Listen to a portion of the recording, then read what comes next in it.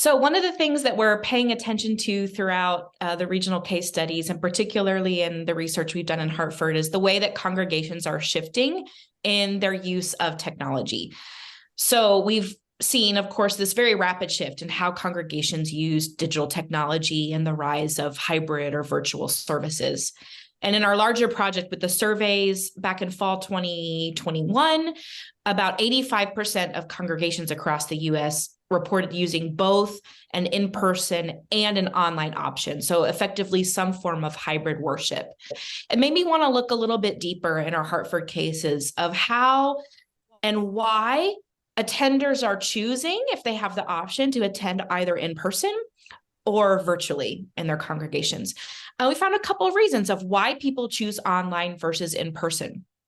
And I think it's pretty important for us to recognize that virtual worship is not going away anytime soon, because there's such a strong preference by attenders to have the option of virtual as a convenience or for other reasons. So we see that in the congregations we're looking at, between about 25 to 40% of folks have stressed that they want to maintain within their churches a mixture of face-to-face and online, regardless of COVID-19. So I think one of the things that smaller congregations really can think about and wrestle with is, what does it look like to create new rituals of connection with this online crowd that doesn't just rely on this imagined past physical co-presence, but creates new ways of meaningful connection and community for virtual participants.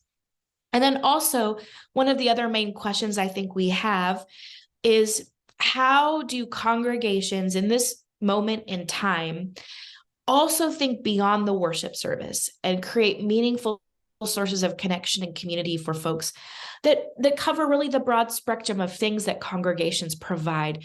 It's not just about worship, right? So congregations are also involved in community outreach and service, in religious education, and all kinds of supports for their people. And so how do we also think critically about what it means to be hybrid church beyond the worship service?